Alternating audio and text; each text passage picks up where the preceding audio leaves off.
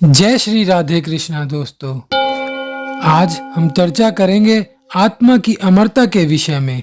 तो आइए बिना समय व्यर्थ किए प्रारंभ करते हैं। परमात्मा के पश्चात गीता का मुख्य विषय आत्मा की अमरता का है। आत्मा के बारे में जितना गीता में साफ और सरल बताया गया है उतना और कहीं नहीं मिलता है। आत्मा के स्वरूप, अमरता तथा उद्देश्य के बारे में जो चिंतन यहाँ दिया गया है वह विश्व को गीता की अमर देन है। वह भौतिकवाद पर आत्मवाद की विजय है। आत्मा की अमरता मानव जीवन के लिए आशा की किरण है। भगवान श्री कृष्ण ने जिस ढंग और व्यवहारिक तरीके से आत्मा के बारे में समझाया है वैसा अन्यत्र दुर्लभ है। गीता कहती है सृष्टि के आधार परमेश्वर है, शरीर का आधार आत्मा है। आत्मा शब्द का अर्थ है जो निरंतर गति करता रहता है, गमनशील है और जो चेतन है। जड़ और चेतन के संयोग का नाम जीवन है। शरीर जड़ है, आत्मा चेतन है। जब तक दोनों मिले हुए हैं तब तक जीवन है। दोनों के अलग होने के नाम को मृत्यु कहते हैं। शरीर का सार तत्व आत्मा है, जिसके निकल जाने के बाद शरीर शव तथा मिट्टी कहलाता है। जो देह करोड़ों की कीमत का था वह किसी महत्वपूर्ण चीज के निकल जाने के बाद 2 कौड़ी का भी नहीं रहता। इससे स्पष्ट हो गया है कि आत्मा शरीर का राजा है। आत्मा के रहते शरीर में सुंदरता, आकर्षण, गतिशीलता, संबंध आदि सभी हैं। दुनिया के संबंध, रिश्ते, नाते, घर परिवार, धन दौलत और भोग पदार्थ सभी कुछ शरीर के साथ जुड़े हैं। शरीर में आत्मा के निकलते ही सब कुछ समाप्त हो जाता है। आत्मा के रहते शरीर अमूल्य है।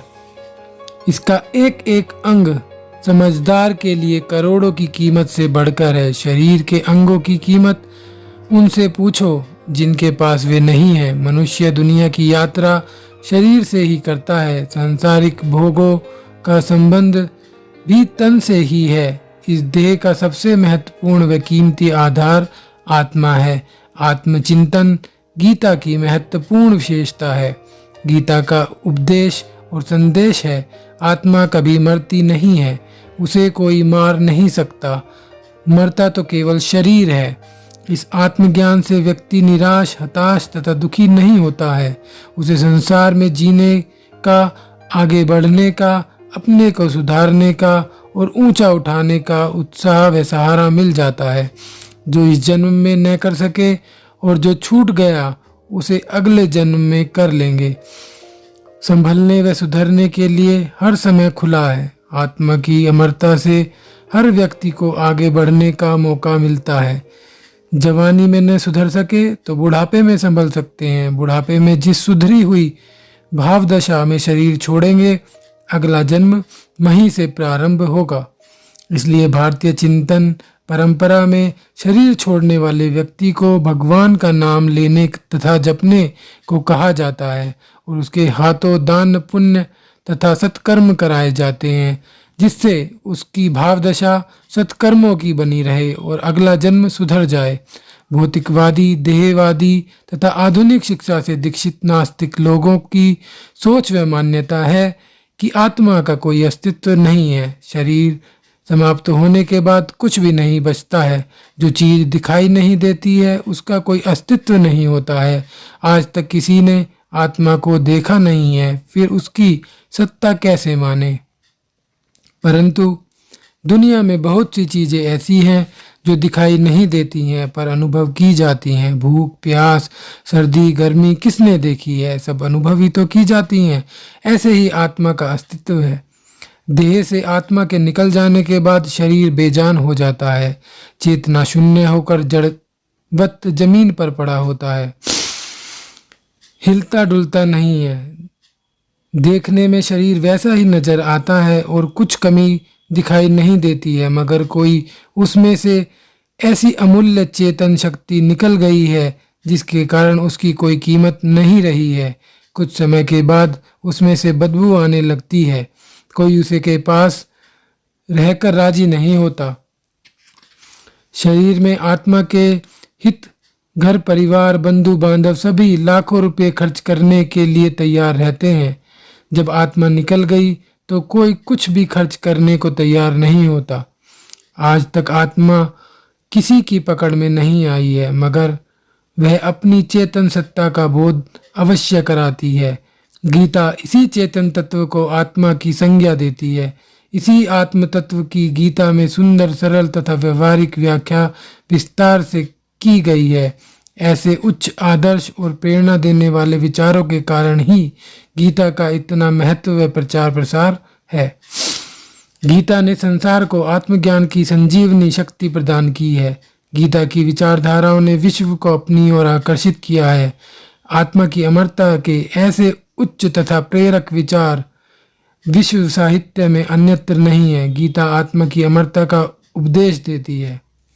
आत्मा न कभी पैदा होती है और न कभी मरती है। आत्मा अजन्मा, नित्य और एक रूप है। यह तत्व अनादिकाल से सदा रहने वाला है। शरीर के मारे जाने पर भी आत्मा की मृत्यु नहीं होती है।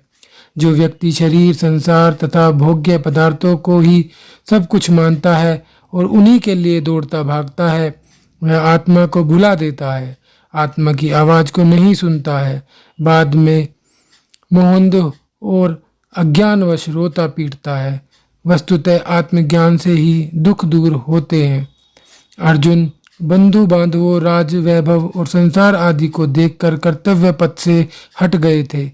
तब भगवान श्री कृष्ण ने अर्जुन के मोह, अज्ञान तथा स्वार्थपूर्ण अहंकार को दूर करते हुए आत्म तत्व का बोध कराया, आत्मा की अमरता का संदेश दिया, जगत की सच्चाई का ज्ञान करवाया और जीवन का उद्देश्य समझाया।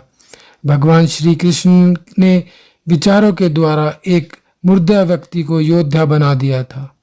विचारों में बड़ी शक्ति होती है। गीता जीवन के लिए विचार देती है कि इस जीवन और जगत की सच्चाई तथा वास्तविकता को जानो। यह दुनिया स्वार्थपूर्ण है, इसके रिश्ते नाते सभी स्वार्थपूर्ण हैं। यह जगत परिवर्तनशील है, हर चीज बड़ी तेजी से बदल रही है। शरीर में भी परिवर्तन हो रहे हैं, एक दिन यह भी नष्ट हो जाएगा। आत्मा अनादि और न मरने वाली है। मृत्यु उसकी होती है जो पैदा होता है। जब आत्मा पैदा ही नहीं हुआ तो फिर मृत्यु भी नहीं होगी। मृत्यु का संबंध तो शरीर के साथ है। जो भी मनुष्य, पशु, पक्षी, कीट और पतंग आदि शरीर को धारण करते हैं, वे एक न एक दिन मृत्यु को अवश्य प्राप्त होंगे। दुनिया की कोई भी शक्ति रोक नहीं सकती। यह परमात्मा का अटल नियम है, इसे कोई बदल नहीं सकता। जीवों के शरीर छोटे बड़े होते हैं, परंतु आत्मा सभी में समान होती है। चींटी और हाथी में आत्मा समान है। जहाँ चेतना और गतिशीलता है, वहाँ आत्मा है। आत्मा किसी सूक्ष्म यंत्र से पकड़ी नहीं जा सकती। आज तक उसे कोई भी नहीं पकड़ सका है। शरीर नश्वर है, एक दिन नष्ट हो जाएगा। आत्मा अमर है, उसे कोई भी शक्ति मार नहीं सकती। गीता इसी तत्व ज्ञान का उपदेश देती है। आत्मा को न शस्त्र काट सकते हैं, न आग जला सकती है, न पानी गीला कर सकता है और न हवा उसे सुखा सकती है। अग्नि, जल, वायु आदि का प्रभाव तो शरीर पर पड़ता है, आत्मा पर नहीं। शरीर के सुख दुख का भोक्ता आत्मा है। मानव जीवन में कुछ भी पाप पुण्य, धर्म अधर्म, अच्छा बुरा आदि होता है, उसका फल आत्मा को ही भोगना पड़ता है। आत्मा ही कर्म अनुसार विभिन्न योनियों में जाकर दुखों तथा कष्टों को भोगता है। पाप पुण्य की जिम्मेवारी आत्मा की ही है। आत्मा इंद्रियों, मन और बुद्धि आदि के संपर्क से ऊंचा उठता है और यश व सम्मान पाता है। इन्हीं मन, बुद्धि, इंद्रिय, अहंकार आदि के कारण से नीचे भी गिर जाता है। यदि आत्मा को आत्मज्ञान न हुआ तो पतित होकर ठोकरें खाता है और अपमानित होता है। भगवान श्री कृष्ण गीता में अर्जुन को बार बार समझाते हैं कि अर्जुन आत्मज्ञानी बनो। जीवन में आत्मबोध का बड़ा ऊंचा स्थान व महत्व है। संसार के महानुभावों ने आत्मज्ञान के बल पर अपना जीवन ऊंचा उठाया और जगत को बदल दिया। जो आत्मज्ञानी हो गए वे संसार सागर से तर गए। जिन्होंने लोभ, लालच, स्वार्थ, अहंकार, सुख, भोग, वासना आदि में के वश में होकर शरीर तथा संसार को ही सब कुछ समझ लिया तथा खाओ पियो और मौज करो जीवन का लक्ष्य बना लिया, ऐसे लोग अनेक दुखों, चिंताओं, तनावों, इच्छाओं के कारण अज्ञान भरी योनियों में जन्म जन्मांतरों तक भटकते रहते हैं। जो शरीर के लिए जीते हैं और जो हर समय शरीर को सजाने, खिलाने, पिलाने, घुमाने आदि में लगे रहते हैं, उनका मानव जन्म सार्थक नहीं कहलाता है, वे पशुत्व जीवन जीते हैं। गीता कहती है, मानव योनि में ही आत्मबोध हो सकता है, अन्य योनियों तो भोग योनियां हैं। पशु पक्षियों को नहीं मालूम कि उनके जीवन का उद्देश्य क्या है। पशु सवेरे उठते हैं, खाने लगते हैं या खाने के जुगाड़ में निकल जाते हैं। यदि मनुष्य भी सवेरे उठते ही खाने पीने में लग गया तो अंतर क्या रहा। मनुष्य के लिए भोजन तो साधन है, साध्य तो आत्मा है। सत्संग तथा प्रवचन, यज्ञ आदि मनुष्य के लिए हैं, पशुओं के लिए नहीं। ज्ञानी व्यक्ति शरीर के साथ साथ आत्मा की भी सोचता है और आत्मा के लिए भी कुछ भोजन जुटाता है। उसे मालूम है कि शरीर से कीमती शरीर में रहने वाली आत्मा है, मकान से महत्वपूर्ण मकान में रहने वाला इंसान है। शरीर साधन है, मकान, पैसा, गाड़ी आदि साधन है, आत्मा साध्य है।